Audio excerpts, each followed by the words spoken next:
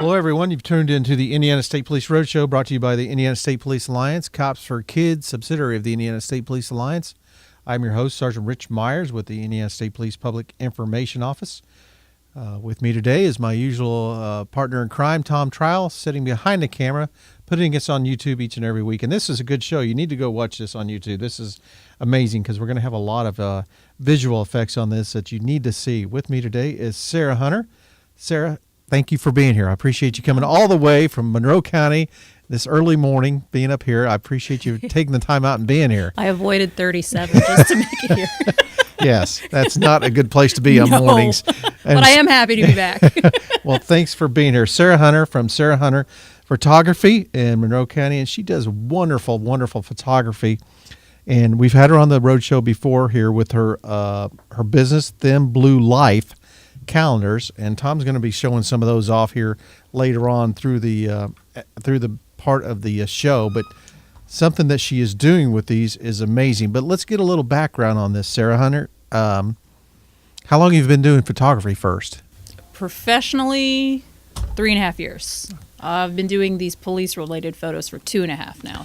So what got Sarah involved in photography at all? Why did you say, hey, I think I want to take some photos? My mom, when I was growing up, really was into it, and I'm really artistic. Yeah, I can tell. Absolutely. I'm always trying to express myself artistically, and this just kind of clicked with me. So okay. I did the whole Black Friday fancy camera score thing and kind of ran with it, and I think I found my calling. I think you absolutely have. So you started your photography business 3.5 years ago, mm-hmm. and was it doing the normal stuff, weddings and that type thing, or what were you doing? Weddings didn't come till a little later because weddings are hard. Okay. I started, mainly just like family, seasonal stuff. Fall's huge in Indiana, so right. I started in fall, so I hit the ground running. But yeah. So, and then you moved on, and your husband is a Bloomington police officer. Detective with the Bloomington Police Department. And you was telling me your father-in-law? Father-in-law, yeah. 32 years retired with Bloomington Police. Okay. So that was kind of a natural progression to what you did now. Oh, yeah. So how'd that idea come in? Where did Thin Blue Life come in? Well, it started about the time that everything just sort of changing on the way the public was viewing police officers. About the time that Perry Wren was killed in the line of duty, it just hit me really hard that I wanted to start sharing these officers in a different light. Mm-hmm. It was getting too hard to listen to the general public talk about them like they were monsters. So I decided to take my talent and try to get everybody else to look at these guys the way I was seeing them. So I started doing these shoots, and the idea was, hey, let's do a family shoot, right? But show up in your uniform. Kind of hoping everybody paid more attention to the fact that they were just kind of hanging out with their family and then noticed the uniform on them. Obviously, your eye goes to it first, but you're kind of shocked seeing a police officer hugging their kids, piggyback rides, tea parties. I've done even football tosses with these guys. Yeah, I had a guy slam dunk a basketball in uniform. They've done it all. Well, if he can even touch the rim in uniform, that's great. It was pretty impressive. That is good. Yeah, that's very good with all the stuff that we're wearing nowadays. So that was... I know you're taking pictures and photographs of those. So when did the calendar come into effect? That started about 1.5 years ago. I did an edition last year, and we sold it around Christmas time. And last year when I did this, I donated 100% of the profits to the National Cops Organization. Okay. And I decided I was going to do it again this year. This year I switched it up a little bit, though, because I've become a little more involved with the Humanizing the Badge organization, which is a national nonprofit that focuses on community and police relations. So this year I'm working with them, and I'm donating 100% of the sales to them. So this Thin Blue Life, the count, this is your second edition. It is. Do these officers and families in here, are they requested to be in this, or is just ones that you've done throughout the years that you've decided to put in as a count? One of them is from last year because I didn't have the okay to put him in until this year. Some of them are requested family shoots. Some of them I reached out to them because I had the idea and asked them if they would be interested in doing the shots with me. But I'd say probably 80% of these are people that requested for these family shoots. And that's their family shoots, and then you just utilize them in the calendars. Mm-hmm.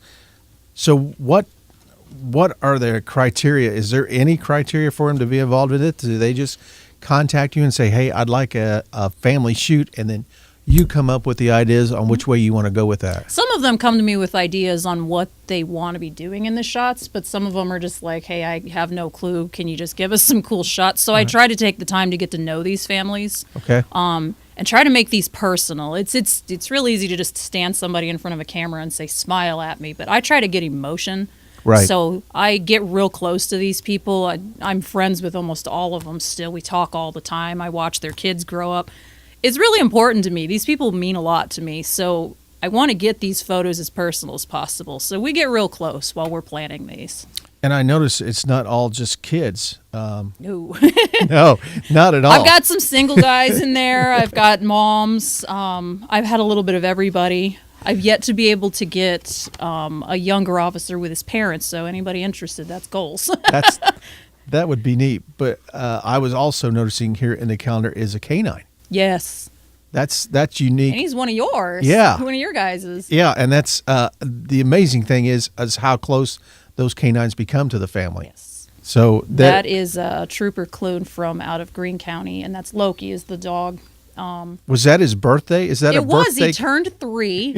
And I, as a photographer, I do the whole cake smash thing. Everybody brings their 1-year-old, and, we smash the cake, and they laugh, and they cry, and we take pictures. I said, I want to do one with a dog. But it has to be a canine. And my gal that does my cakes did a doggy-specific cake so he wouldn't get sick from anything. And Loki showed up, and we had a blast. That is amazing. He destroyed that cake. It was pretty awesome. I'm sure he did. And I'm sure Tom will have that on there. Yes. For that. Do you need yeah. need to show that, Tom, Good or her? grief. Bring that up there and show that to him, Yeah. because that is a neat photo that you've got in there with that. How that Loki is one of my favorite canines. now, the where's that at?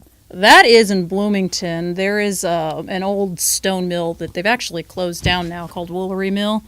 So it was actually one of my last shoots I did there. So I'm kind of excited I got that in there before it disappeared. Now, you were talking earlier where this money goes this year, the humanizing Humanizing the badge. the badge. Mm-hmm. So explain that to me a little bit. What is that? They are a national nonprofit organization, and they focus pretty much on community and police relations. They have a project going right now called Project Human, and I actually got to go witness it firsthand in Columbus, Ohio, a couple months ago. The team was down there, and they were in like a lower income area of town, and they were just trying to get the police department there involved with the community. So they had like a community dodgeball game. They had some tricycle races, some water gun fights. So I showed up for the dodgeball day. How'd you do? I didn't play. I photographed. It was hot. I let them sweat while I ran around with the lens. But it was really cool to see them up in person, interacting. They care. Mm-hmm. They really care, not only about the officers, but about the communities that they're serving. So they've got these giant hearts, and they just give. And I've never disagreed with a single thing they've had to say. They always handle every police crisis when it hits the news with just poise. They're one of the best organizations out there for support for us as police families, but also, like I said, the people that you guys are serving. Right. They travel from different states, and they do these community relations. I'm really hoping that we can get them to Indianapolis, because that would be awesome. I think they're going to San Diego next. And they usually just set up big events with the community, the police departments surrounding it. They'll do a lot of Facebook Live stuff with it, trying to get everybody involved, and they take donations. Yeah. A couple of the main guys on the board are famous. They used to be Viners. Now they're YouTubers now that Vine is gone. So you've got Mike the Cop, and you got Officer Daniels. Okay. So they're two of the main guys that everybody recognizes. Obviously, there's a whole bigger team, but those are the two big names. And I didn't get to meet Mike in person yet, but we talk all the time. I did meet Officer Daniels, and I can tell everybody, I'm like, this guy's the real deal. You can see his heart on his sleeve. Every single one of these people. And I also know the founder, Elizabeth. She's amazing.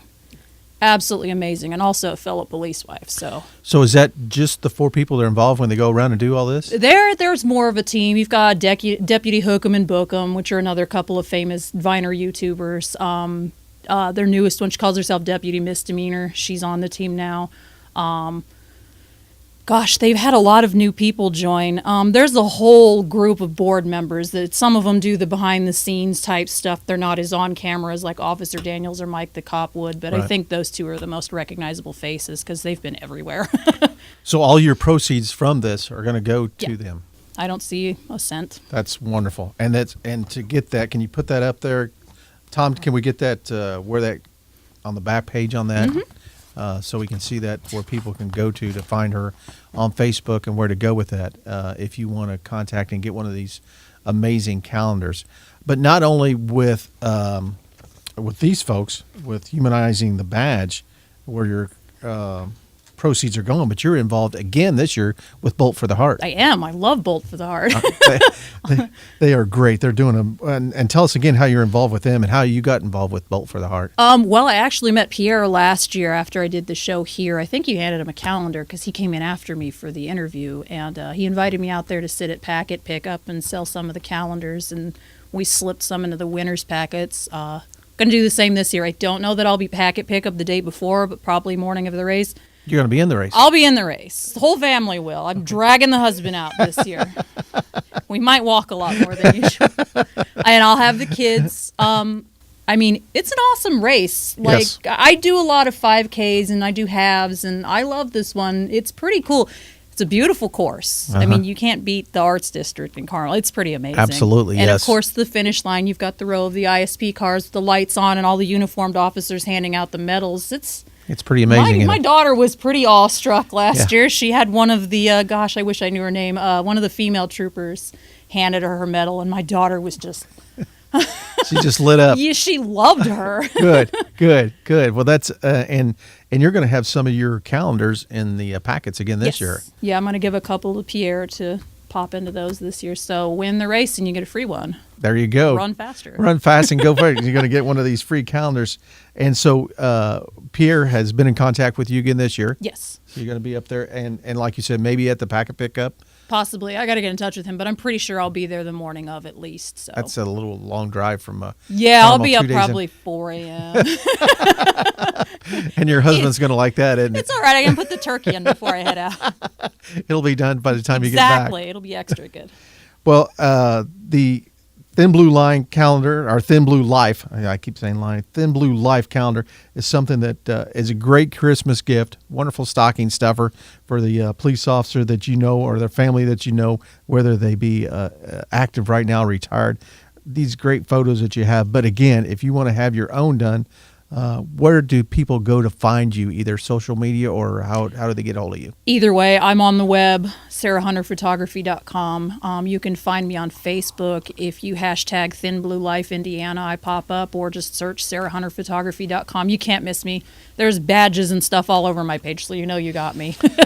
Now, you're based out of Monroe County, but you go about anywhere? I go everywhere. I've even got somebody in Muncie that wants to do a shoot, so I do travel. I've been traveling to Indy a lot this year, and next year I'm wanting to go national with this. So next year I'm hoping that I've got cops from all over the U.S. in here. So That'll be great. I started with Washington, so I'm pretty excited. So you already picked him up? Yeah, on I've already that. got a Capitol officer in there.